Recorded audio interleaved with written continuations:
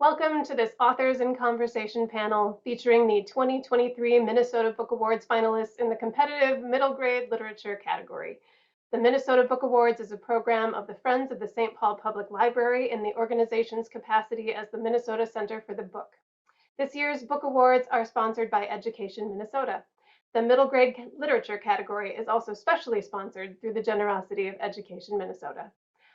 My name is Jacqueline West.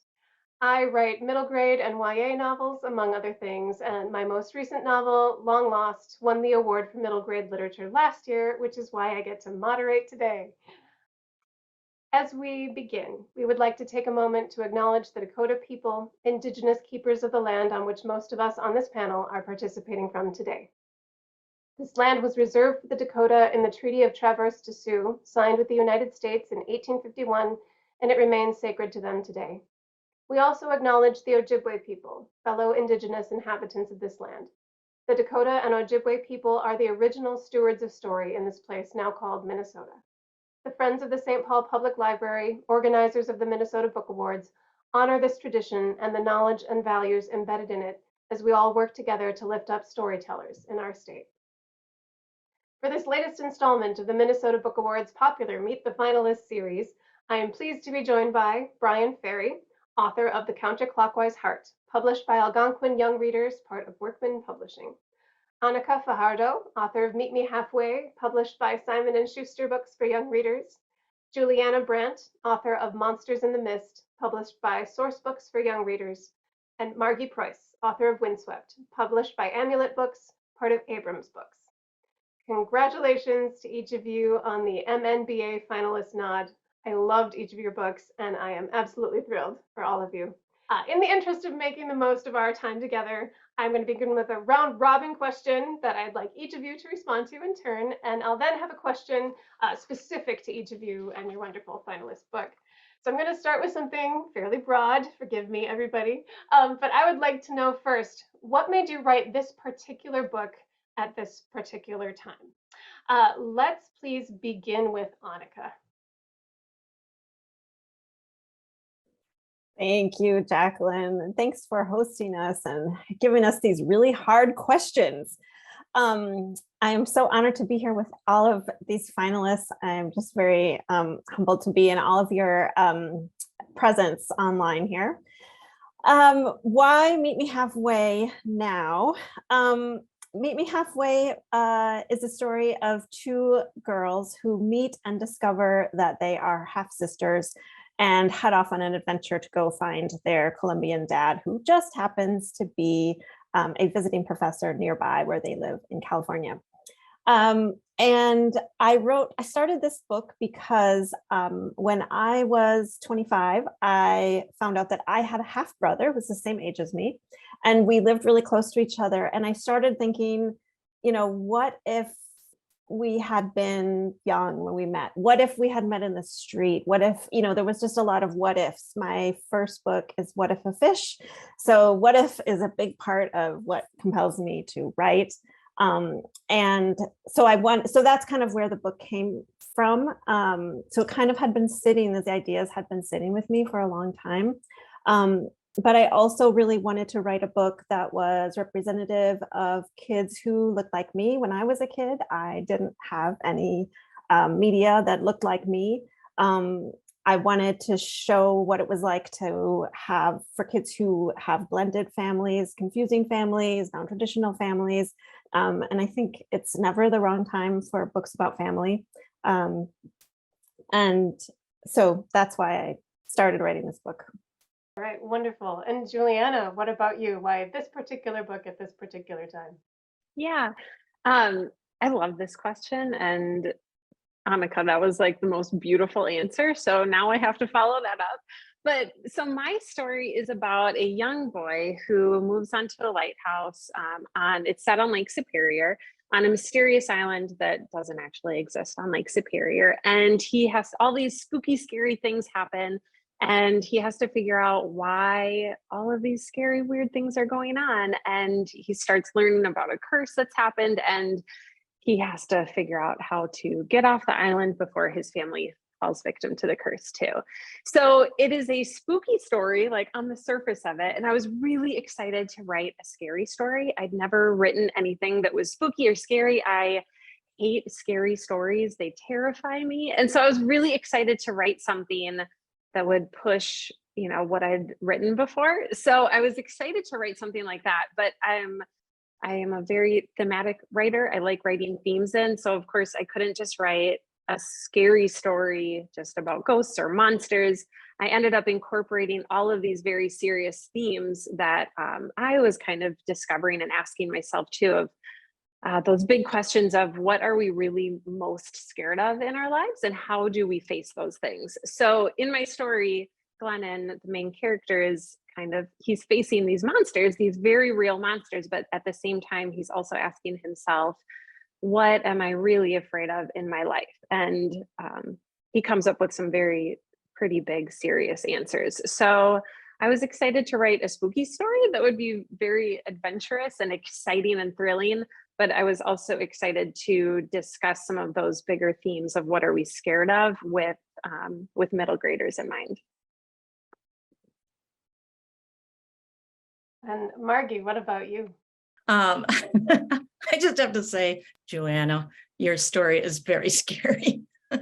And it's remarkable to hear you say that you don't like to read them because you did not shy away from the gruesome. I think I was impressed.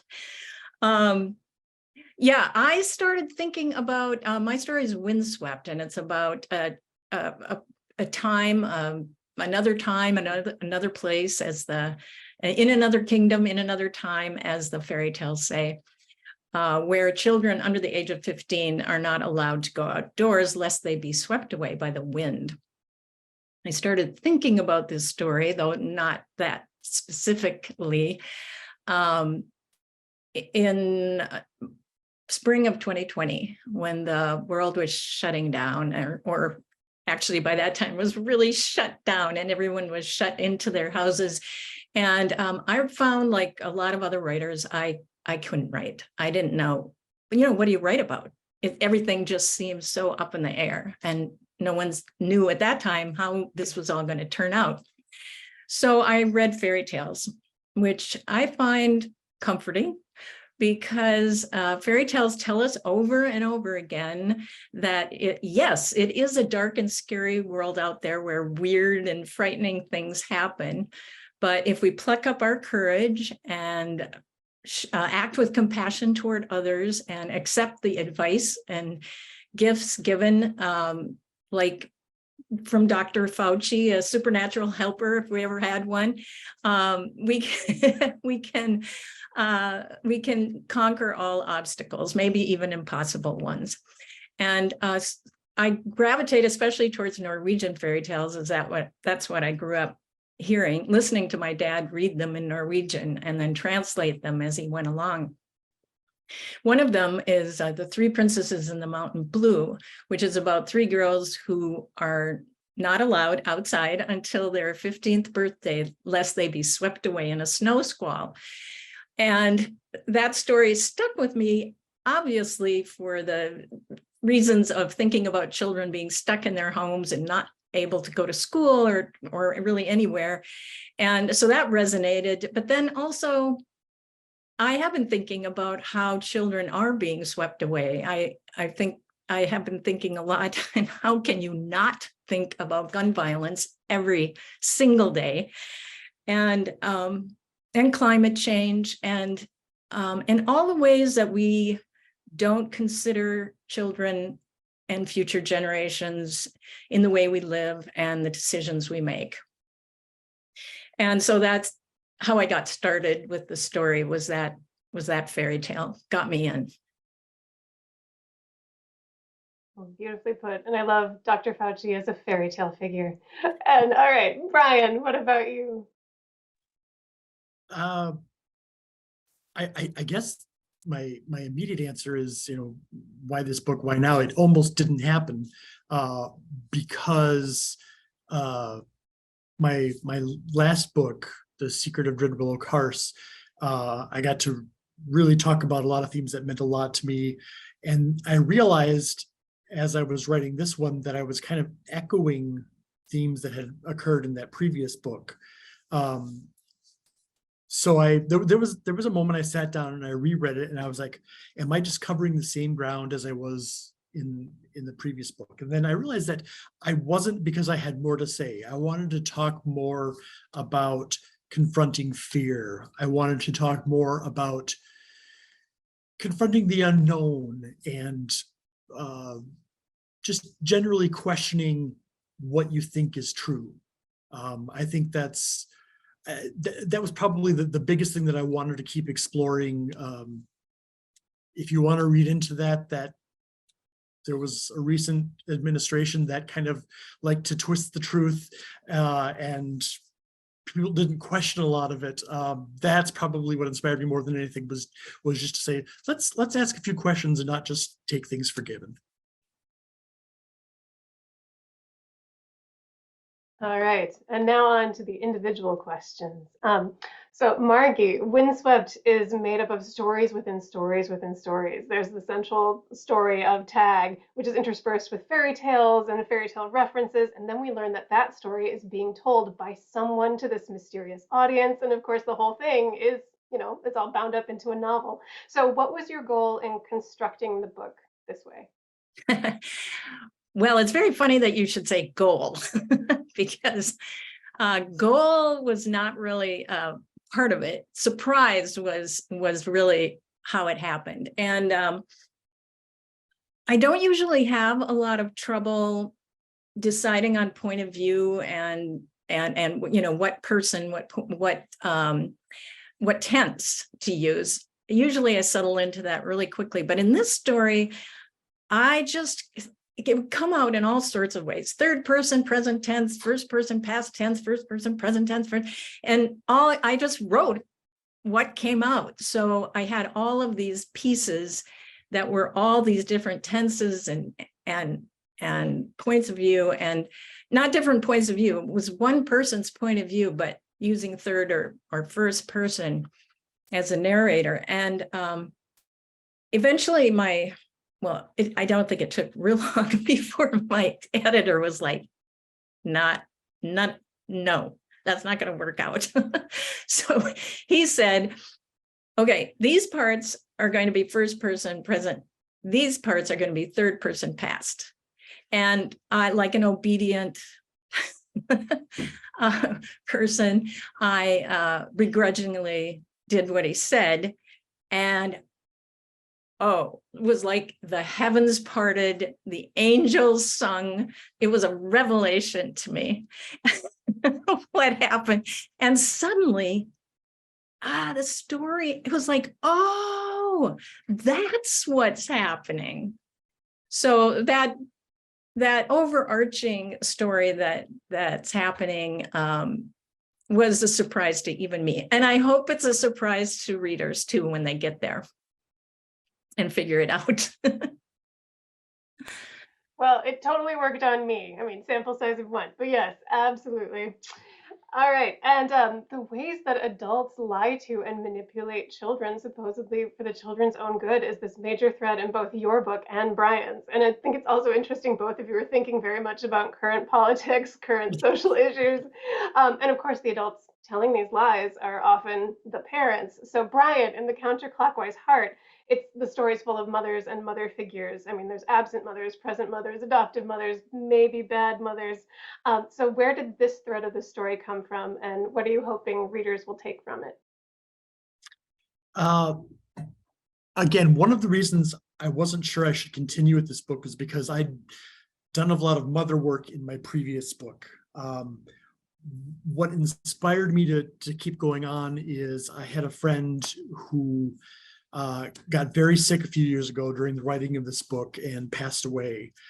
And she had 3 of the most marvelous kids in the world. And I thought about her a lot as I continued going through this book. And so I started looking at her and the way I know that she raised her children, and began incorporating bits of that, just so I wouldn't have possibly bad mothers. I wanted to have, I'm a big fan of mothers. I think they're they're wonderful. I think I might have to do a third book now just to have like a mother trilogy. Just like, apparently I'm obsessed with this. But yeah, I think it's really, for me, it was really important to just kind of process the idea of my friend being gone and what that meant to her kids, and what I hope they were able to take away from the time they had with their mother. Wow, what a beautiful tribute. I love that that is part of the creation of it all. That's so lovely. And so Juliana, you referenced this while we were talking about where did the story come from, why now? While your book is a ghost story, its intent is not just to frighten the reader, although it does that, but to explore how we deal with fear. And would you talk a bit about how you did that and why? Yeah, I loved being able to talk about what scares us in our actual lives, using the scary story or the spooky story. And I really, because I haven't consumed that much spooky, scary media, I knew nothing about it. So I really started from scratch and pulled out a lot of tropes and had so much fun using those. And it was as I was kind of taking out those tropes, like you're stuck someplace, there's that ticking time bomb, I was really thinking, okay, but what's that undercurrent in the story? So I ended up with two stories that ran side by side. You know, there's the story on the top with the monsters and the scary stuff and the curse, and you know, we don't really know what's happening. But then underneath it, there's this parallel story that runs where Glennon is really trying to understand, okay, monsters, like these kind of monsters scare me, but in my personal life, in my actual life, there are things that frighten me even more than the threat of a scary monster. And what is that thing and why is it? And also, how do I even acknowledge that I'm scared of someone? So one of the big themes I have in my story is the question of how do people love us?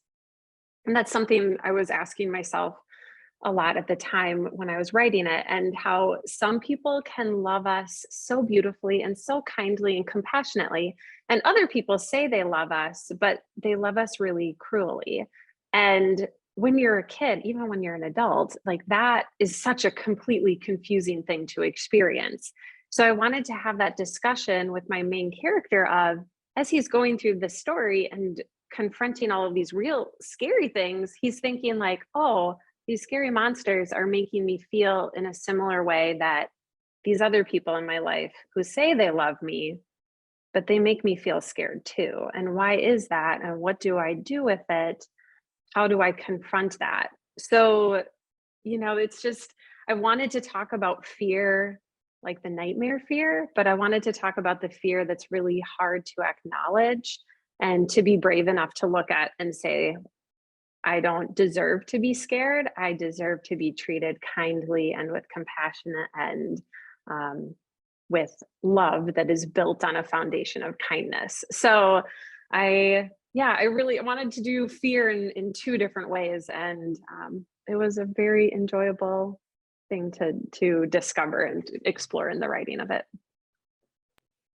Wonderful. And I feel like your compassion and respect for the young reader, just it really sings through that. It's beautifully done.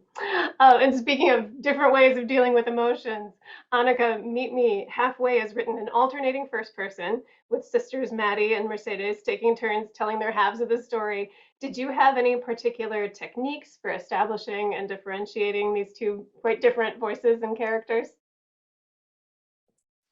Yeah, so I feel like one of the questions I ask kids is, are you a Maddie or are you a Mercedes?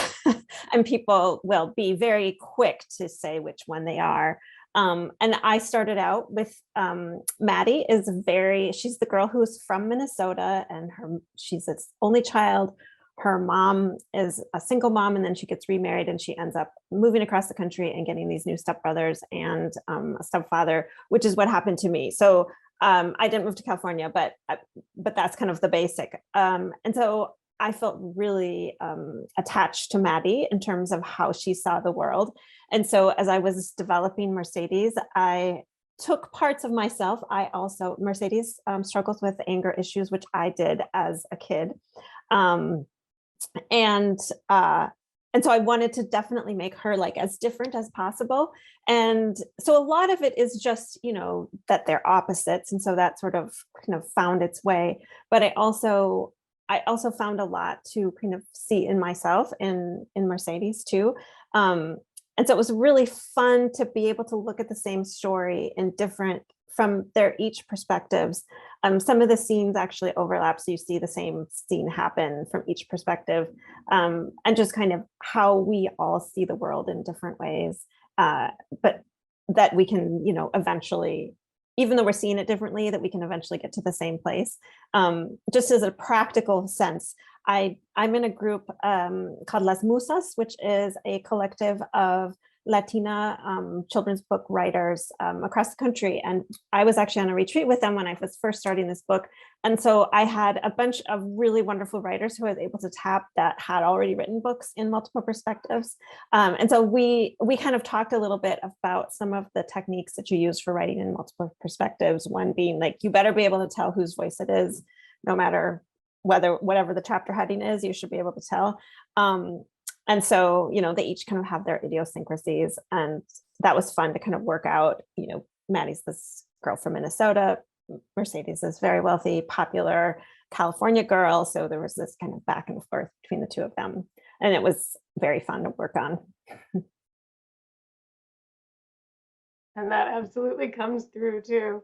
So I'd love to talk a bit about all of your influences, other stories or texts that are threaded through your work.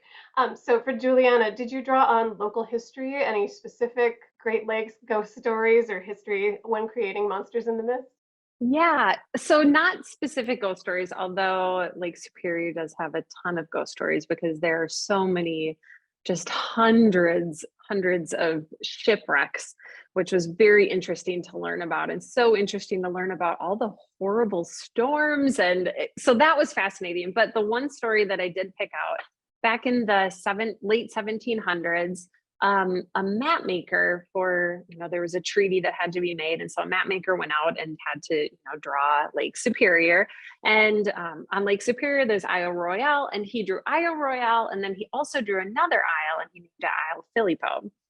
And then after that, which of course, like we know, there is not another island on that lake. So, but after that, people, how they made maps back then, they kind of just copied what was made before them. So this island ended up being made on maps for decades after that, until somebody realized like there's not another island, and then they took it off. So I learned about that, and I love maps, and I love learning about maps and cartography.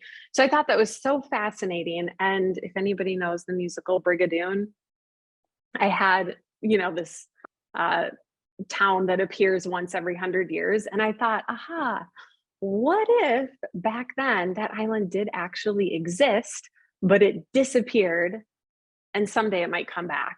I was like, what would that story be? Like, why would it have come into existence? What would it do? And then what would happen when it would blip back out of existence? So I kind of took that idea of, okay, this island might have existed at one point, and what kind of monster would live there that would, you know, be surrounded by all those shipwrecks and scary stories and terrible weather. And yeah, so I had a lot of fun playing around with that idea. Oh, such a cool thing to discover, this island that doesn't exist. And Anika, a different kind of influence. I know you've mentioned the Parent Trap having an influence on Meet Me Halfway. Were there other stories or sources that you drew on? Yes, so the Parent Trap is the most obvious one. Two girls who meet, discover they're sisters, and hate each other. And I also was inspired by the Mixed Up Files of Mrs. Basil Frankweiler. My favorite book as a kid, the idea of running away to the Metropolitan Museum of Art, only you plan it very, very carefully. I was a kid with lots of anxiety, and I just really felt for Claudia and the way that she like made sure she picked the right sibling to go with her.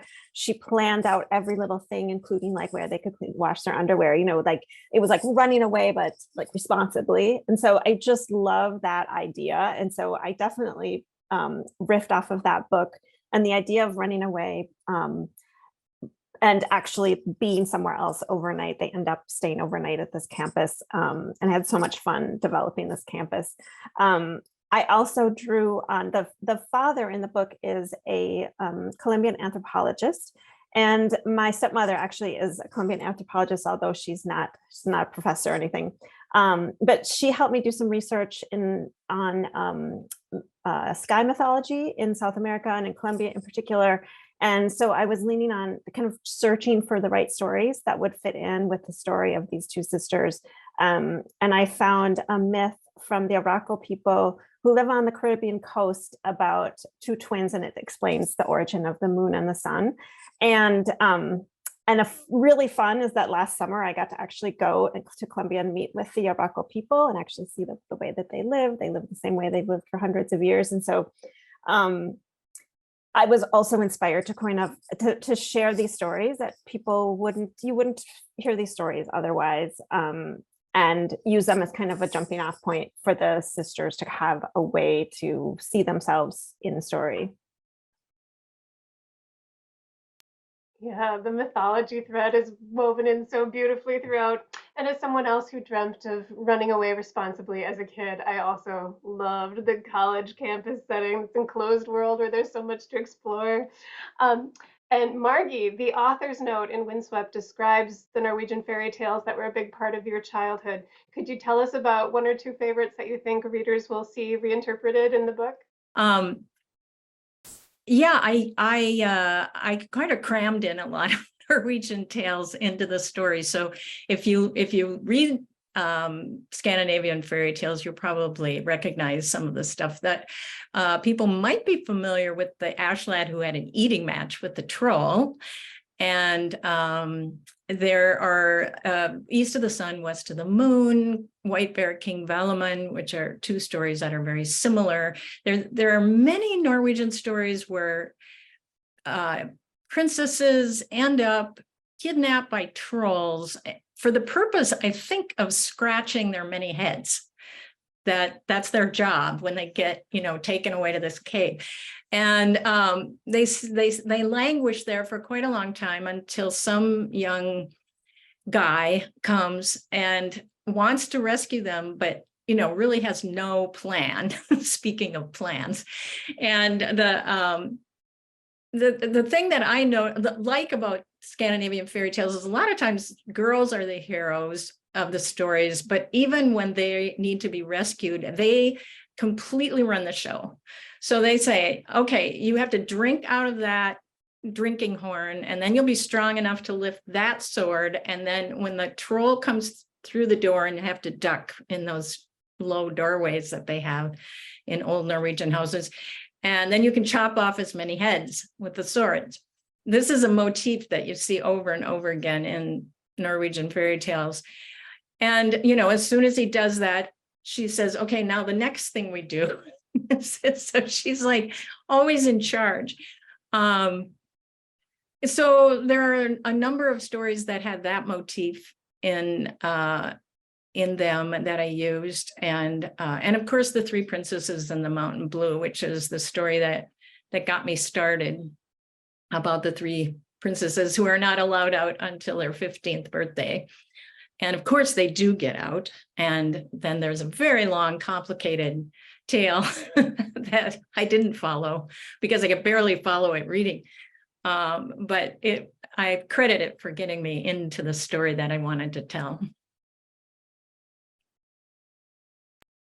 Well, and speaking of fairy tales, Brian, there are German names and terms scattered throughout the Counterclockwise hearts. Were the Brothers Grimm and Germanic fairy tales formative for you?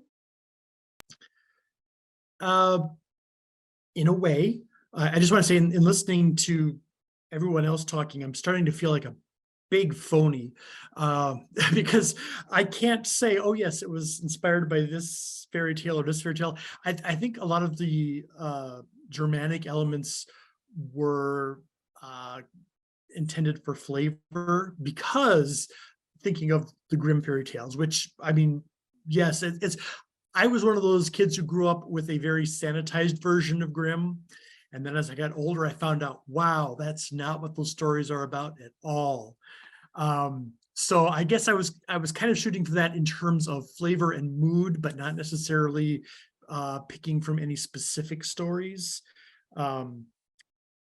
Really, if anything, this was kind of an exercise for me in just trying different narrative forms. My book before this had been kind of a quieter story, and I wanted to do something bigger. And I guess that's also where the Germanic aspect came in, because I think of the grand history of Germanic fairy tales, and so that might have influenced me slightly too.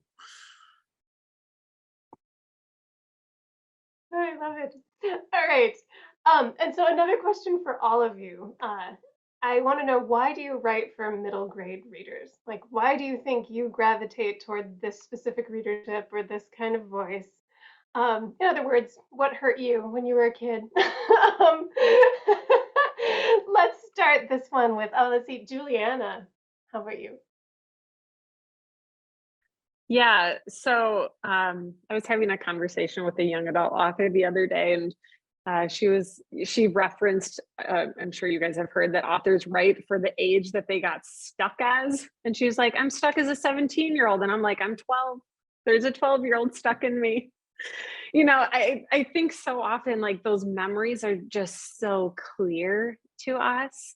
Like, I remember being that age and how hard it was. And so, you know, it's just easy to kind of tap into that and write for it. And I also think a lot of times adults, we tend to forget that like, kids are full people, fully realized people. They just haven't lived as much. And so I think so often when I write for middle grade, I try to write for middle grade, always remembering that they're just incredibly smart, and they're just these full humans. And so I want to be able to give them things that acknowledge and respect them as full humans on their path to becoming adults like we are. And, you know, I always want to write something that is respectful of how smart and clever they are. So I think I really enjoy challenging myself for writing things that are clever and all of that good stuff, but that is very appropriate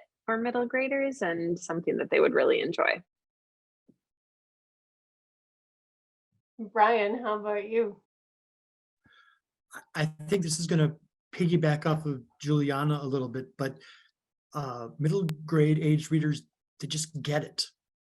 They're at that age where they're much more willing to try new. I mean, I remember very distinctly, that's the age when I started trying all sorts of different things in terms of reading. I think when I was younger, I stuck to very formulaic things, and I was more willing to take a chance and dare to read new things as a middle grader. They're, you know, the minds are still expanding, and they're curious about the world in a way that say teens or younger kids aren't. Because they've developed cognitive, I'm getting very neuroscience-y in here, but that's one of the things that appeals to me is knowing where they're at in the brain development and how it makes them curious, and often that curiosity just makes voracious readers, and so we love voracious readers. Yes, I am nodding enthusiastically along with all of your answers on this one. Anika, how about you? Yes, I was one of those voracious readers. So basically all my writing comes down to the fact of what things that have happened to me. Apparently, that's what my thread today. I was a very voracious reader, especially in that upper elementary school. I had some fabulous teachers that encouraged both my reading and my writing. I read not just middle grade books then, but I read my first Shakespeare play. I read The Importance of Being Earnest. I love the idea of, like, what does a 12-year-old get out of things like that? It's the only time I ever read mysteries. I read Agatha Christie at that time. Now I can't stand mysteries. And I also started writing at that age. I started a journal when I was in 4th grade. I have kept one ever since, and I love to bring it to schools and show kids, you know, this is where it starts. And then I also started writing when I was in kind of that middle grade age, I wrote a humongous saga. It had girls in big, huge dresses. This was the age of Little Women, Gone with the Wind, and North and South. And so I was very inspired by large dresses and fascinated with the idea of many, many sisters. I was an only child. And so I think that maybe I started writing middle grade when I was in middle grade, and that's how I ended up here. But like everyone else too, I just have such a great respect for middle grade readers and the things that they understand. And I think the needs that they have, to see stories representing themselves. And I mean, we all need that, but that just is such an age where you can feel so alone. Yes, relate to all of that, especially the hoop skirts. My life has been lacking in hoop skirts. And Margi, how about you? Well, I keep a sticky note up somewhere by my computer in my office that's as a quote from Graham Greene that goes, "In every childhood, there is a moment when the door opens and lets the future in." And what could be more important than that moment? It's also the moment that I want to write. I just feel like what is more important than that? And then that moment. So that's what I try to write. But I'm also aware, as the poet Jeanette Winterson has said, that a book is a door. You open it, you step through. And so I'm aware that for many children, and obviously we are some examples right here. I too was a voracious reader and found that what the door that opened to my future was through books. And I think that happens to a lot of young people. Sometimes we don't realize it until we're completely grown up or someone helps us to see that it was a book that opened the door to our future. But often it is. And so I take my job very seriously because of that. Amen. All right. I think we have time for one more round robin one, and I'm really curious about your answers on this one. I'd love to know, how do you think living in Minnesota has influenced your work as a writer? Can we start with Brian on that one?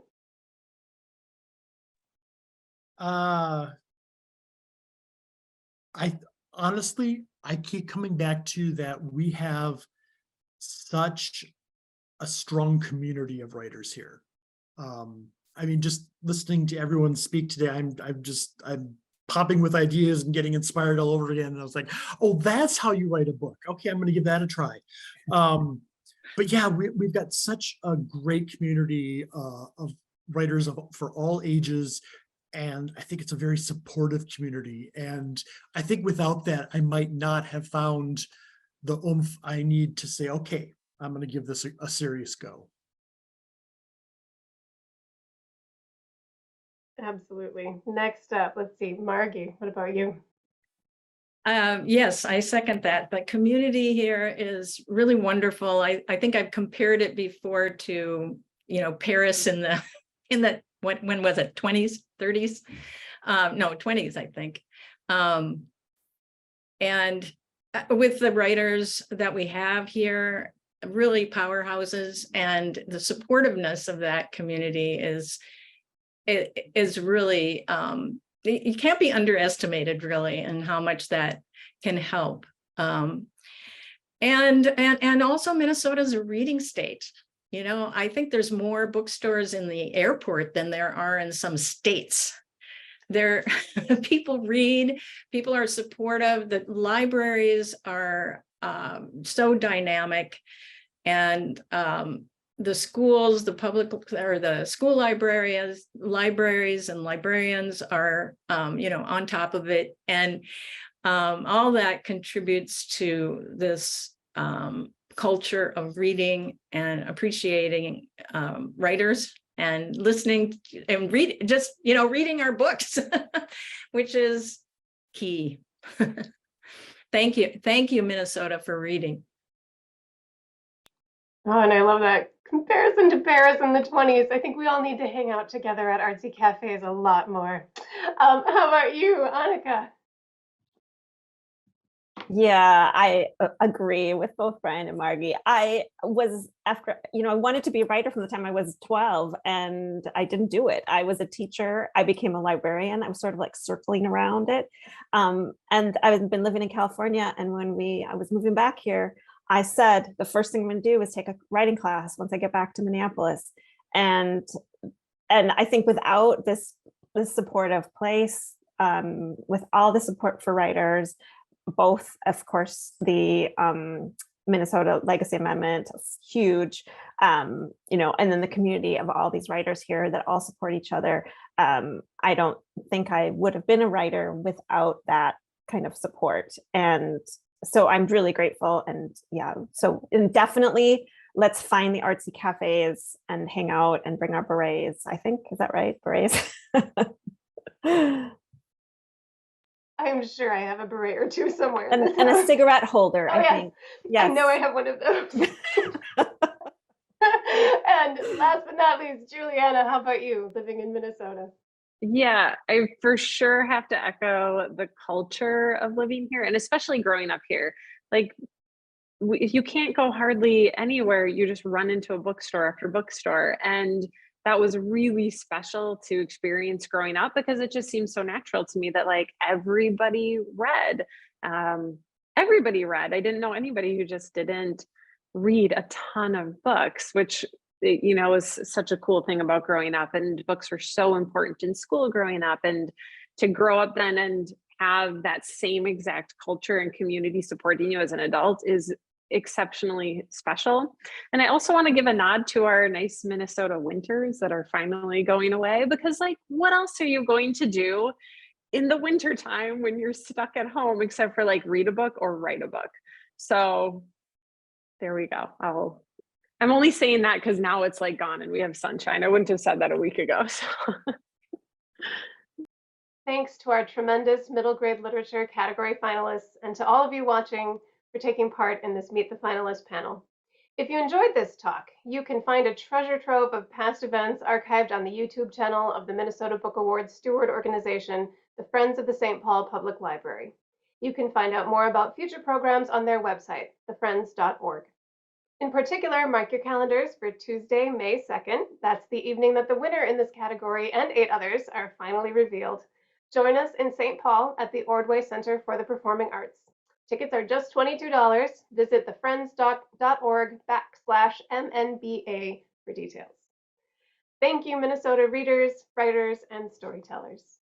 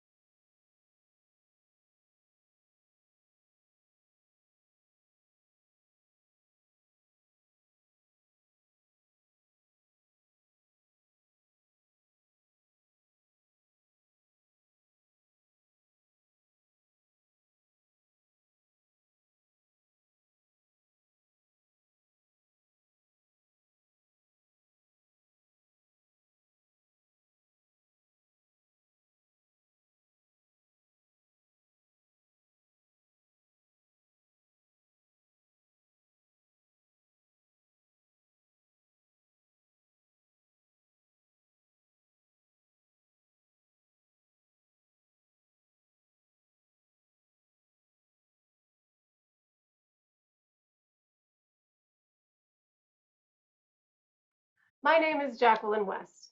I write middle grade and YA novels, among other things, and my most recent novel, Long Lost, won the award for middle grade literature last year, which is why I get to moderate today.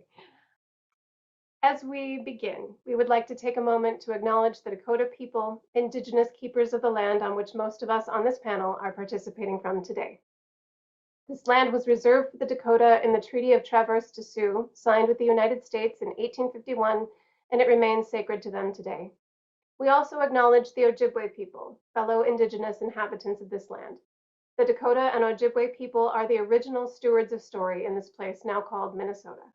The Friends of the St. Paul Public Library, organizers of the Minnesota Book Awards, honor this tradition and the knowledge and values embedded in it as we all work together to lift up storytellers in our state. For this latest installment of the Minnesota Book Awards popular Meet the Finalists series, I am pleased to be joined by Brian Ferry, author of The Counterclockwise Heart, published by Algonquin Young Readers, part of Workman Publishing. Anika Fajardo, author of Meet Me Halfway, published by Simon & Schuster Books for Young Readers. Juliana Brandt, author of Monsters in the Mist, published by Source Books for Young Readers. And Margi Preus, author of Windswept, published by Amulet Books, part of Abrams Books.